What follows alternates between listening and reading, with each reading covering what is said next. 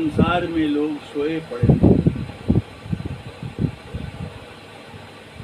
साहब ने जो सोने का जिक्र किया है, वह जो हम आप जब सोते हैं शाम में, रात्रि में, वो सोना तो एक अलग है। उन्होंने जिस सोने का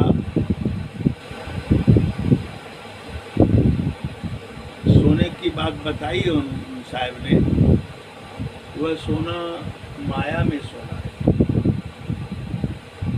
संसारिक प्रपंच में सोना है, संसार के क्रियाकलापों में मस्त होना सोना का। और उस सोने से जगने के लिए जा रहे हैं।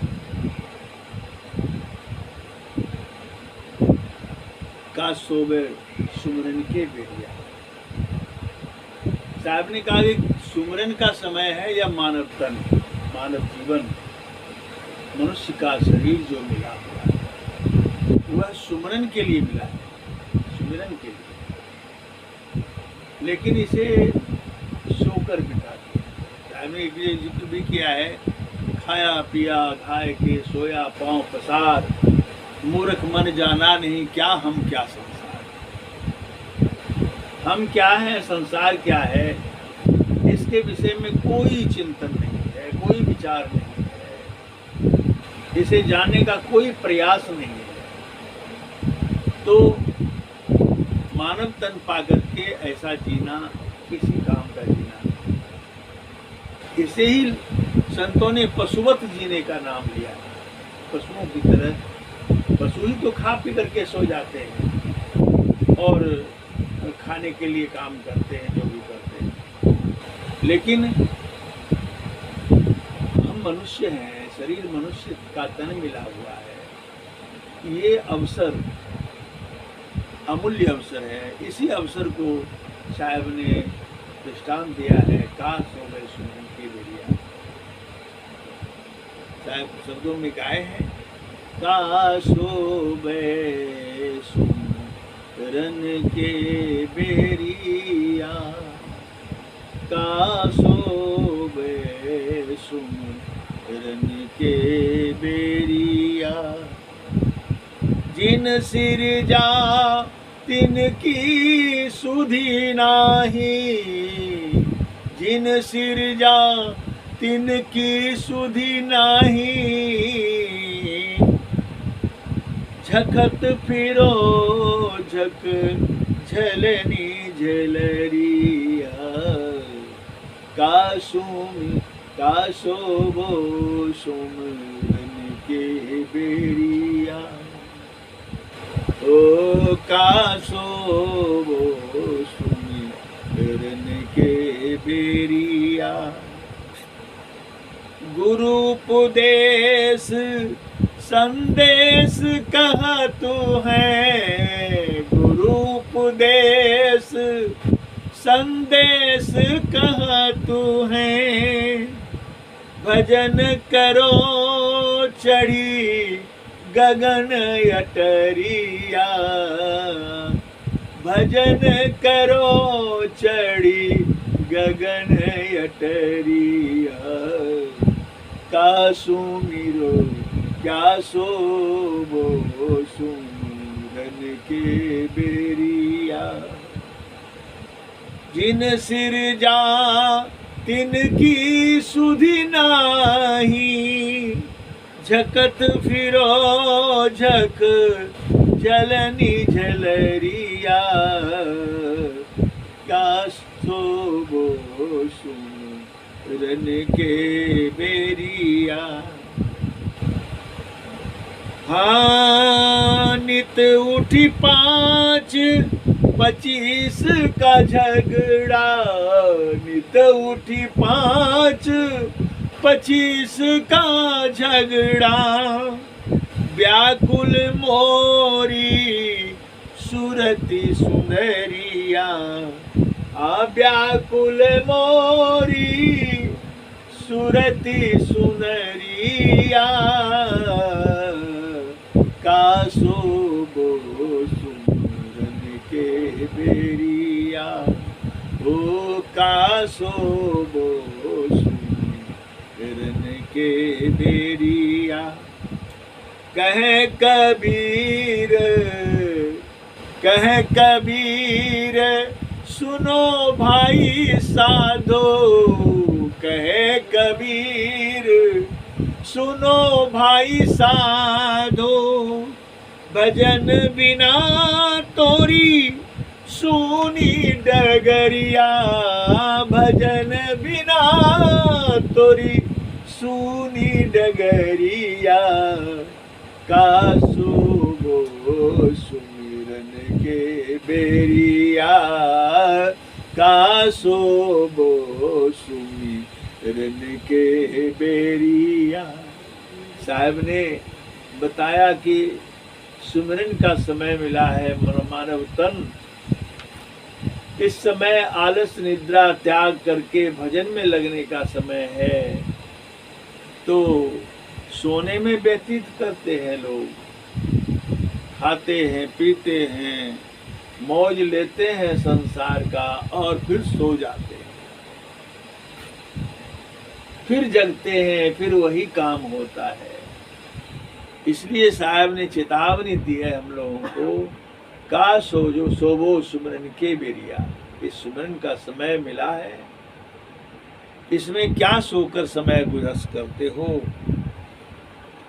कहा साहब ने, जिसने तुम्हारी शरीर की रचना की, जिसने संसार को बनाया, तुझे मानव तन बना करके तेरी आत्मा को उसमें पिरो दिया, उस सृजनहार का कभी तुमने चिंतन नहीं किया, उसकी याद नहीं की, इसलिए तुम्हें तो सजा मिलेगी। सजा ही तो है संसार। ये संसार सजा का जेल खाना है।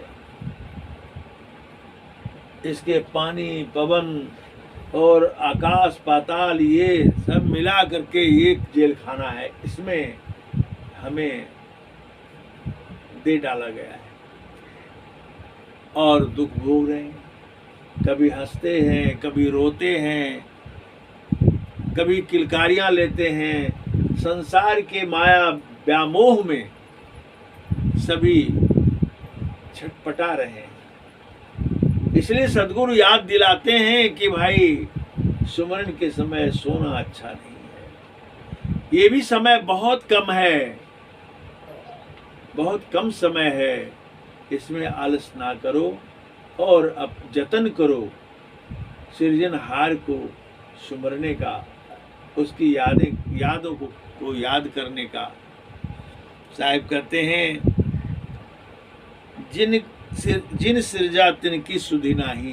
जिसने सृजन किया उसके प्रति कभी सुधि नहीं की। झखत फिरो झक झलनी झलरिया। कैसी बात के सामने झकते फिरते हो।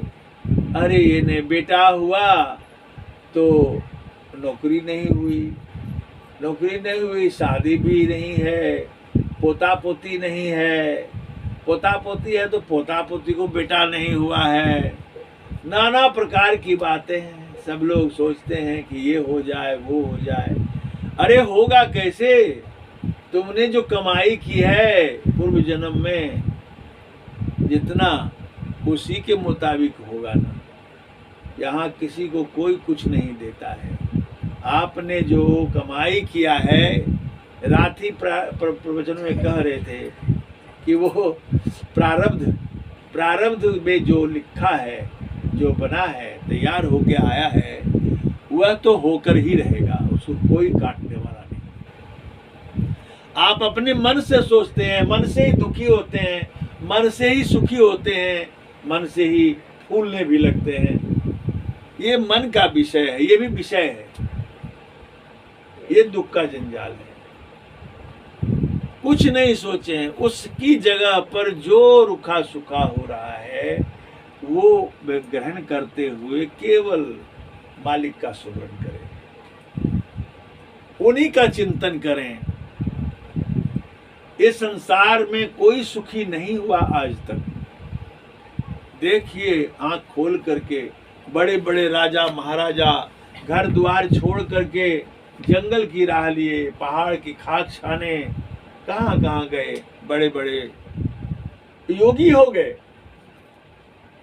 क्यों हो गए? उनको सब कुछ था, बड़ा बड़ा राजमहल था, उसमें रानियां थी, पटरानियां थी, सेवक खाने पीने का अच्छे अच्छे सामग्री थे, ऐश मौज का सारा व्यवस्था था। फिर भी अच्छा नहीं लगा और छोड़ करके जंगल चले गए, भाग गए। संसार को छोड़ के क्यों चले गए?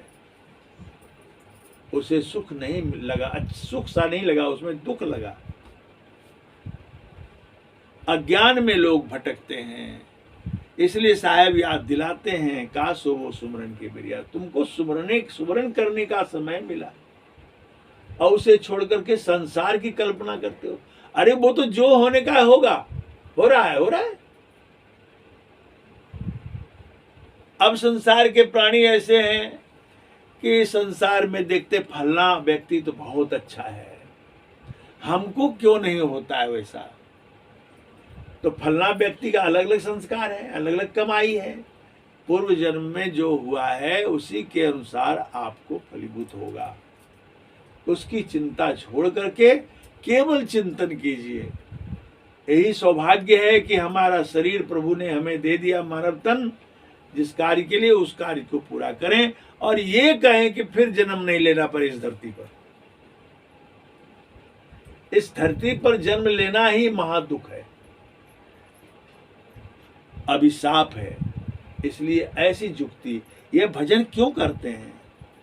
इस संसार के दुखों से मुक्ति पाने के लिए, इसीलिए भजन करते हैं और संसार से निवृत्ति पाले, निवृत्त हो जाए। तो साहब ने यह बात दृष्टांत में बताया है। कहते हैं साहब, गुरु उपदेश संदेश कहते हैं, भजन करो चढ़ी गगन अटरिया। गुरु ने उपदेश किया है और संदेश दिया है। क्या दिया संदेश? के गगन अटारी पर चढ़ करके भजन करें। भजन करो चढ़ी गगन अटरिया। देखिए, अंतर्मुखी बात है, अंतर की ओर चलने वाली बात। जो भजन भेद का मार्ग दिया गया है गुरु की ओर से, वही अटारी है। उसी अटारी पर चढ़ के सुमरन करें। जैसे कोई मकई का खेत लगाते हैं तो उसमें भुट्टा जब हो जाता है तो उसमें क्या करते हैं? मचान बनाते हैं, बड़ा ऊंचा लंबा चौड़ा मचान बनाता है। उस पर बैठ करके दूर से देखता है कि कोई भुट्टा तोड़ने वाला तो नहीं आ गया। वैसे अटारी पर चढ़ करके वहां से देखिए। यहाँ तो कूप मंडूक में बैठे हुए हैं तो पता नहीं लगता, लेकिन अटारी पर चढ़ने के बाद दूर दूर का दृश्य मालूम होता है, दिखाई पड़ता है। इसलिए कहा, भजन करो चढ़ी गगन अटरिया। नित उठी 5-25 के झगड़ा, व्याकुल मोरी सूरत चुनरिया। नित उठ करके 5 और 25 का झगड़ा है। एक झगड़ा तो घर में होता है, मकान में परिवार के लोग आपस में लड़ते हैं तो उसमें दुखी हो जाते हैं लोग। और इस शरीर के अंदर भी झगड़ा मचा हुआ है, 5-25 का झगड़ा मचा हुआ है। कबीर साहब कहा ना कि सभी अपने अपने मांग रहे हैं। आंख चाह रहा है कि सुंदर दृश्य देखें, कान चाहता है कि सुंदर शब्द सुने, नासिका सुगंध के लिए व्याकुल है, जिह्वा जो है रसास्वादन के लिए व्याकुल है। अच्छे अच्छे भोजन मिले, सुस्वाद भोजन मिले, और चमड़ा अच्छा स्पर्श करने के लिए चाहता है। चमड़े का गुण स्पर्श गुण है। तो ये झगड़ा मचा हुआ है। फिर तृप्ति नहीं है, संतुष्ट नहीं होता, जीवन पर्यंत इसी में लगे रहते रहते बुढ़ापा आ जाती, मृत्यु आ जाती। तो साहब ने कहा कि इस एक झगड़ा घर के अंदर है, शरीर के अंदर है, एक झगड़ा बाहर है। परिवार में 10 परिवार है तो एक दूसरे का विचार नहीं मिलता है, एक दूसरे से झगड़े लड़ाइयाँ हो जाती हैं छोटी छोटी बातों में, तो वो भी एक झगड़ा मचा हुआ है तो उसमें भी दुख होता है। और शरीर के अंदर जो झगड़ा हो रहा है वो भी एक बहुत बड़ा दुख का कारण है। संतुष्टि चाहते हैं, संतुष्ट होता नहीं है। इसलिए साहब ने कहा कि गुरु के उपदेश के माध्यम से तुम अपने ख्याल को, अपने सूरत को गगन की अटारी पर चढ़ जाओ लेकर, और वहां से सुमरन भजन करो। जहां मंजिल मिला है, मुक्ति का द्वार बताया गया है, वहां चढ़ करके सुमरन ध्यान करो, उसमें लव लगाओ, उसमें प्रेम करो, वहां ठहरने का व्यवस्था करो, और ऐसा ठहरो कि ठहर ही जाओ, शरीर का ख्याल भी ना रहे, शरीर है भी इसका भी ख्याल ना रहे, ऐसे वहां स्थिर हो जाओ। तो फिर सद्गुरु आपको नाना प्रकार का सुख पहुंचाएंगे, देंगे, परम आनंद की उपलब्धि कराएंगे और दर्शन देंगे। साहेब कहते हैं, व्याकुल मोरी सुरत सुनरिया। सुरती जो है आत्म चेतना को सुरत कहते हैं, यह व्याकुल है इन्हीं झगड़ों में, इन्हीं झगड़ों में, दिन रात के झगड़ों में यह व्याकुल है, दुखी है। फिर इस दुख से छुड़ाने वाला कौन है? संसार में कोई छुड़ाने वाला नहीं, एक सद्गुरु के कृपा से ही इससे छूट सकते हैं, और अपने अथक प्रयास से। कहे कबीर सुनो भाई साधो, भजन बिना तोरी सूनी डगरिया। तुम्हारे रास्ते जो हैं सूना पड़ा हुआ है, इसमें कोई मार्ग प्रकाश युक्त नहीं है, इसलिए इस सोनी डगर में आप भटक रहे हैं। इसलिए कोई आधार नहीं मिलता जीवन में, सत्य आधार नहीं मिलता। तो साहिब कहते हैं, कह कबीर सुनो भाई साधो, भजन बिना तोरी सूनी डगरिया। कबीर साहब कहते हैं कि बिना भजन का तुम्हारा डगर जो है सूना पड़ा हुआ है, उस मार्ग में तुमने कोई प्रयास नहीं किया। इसलिए हमें चाहिए कि सद्गुरु के इस पथ को गमन करें, इस मार्ग में विलोम करें, इस मार्ग में अपनी चेतना को लगाएं, अपने ख्याल को वहां लगाएं। संसार तो यूं ही आनी जानी है।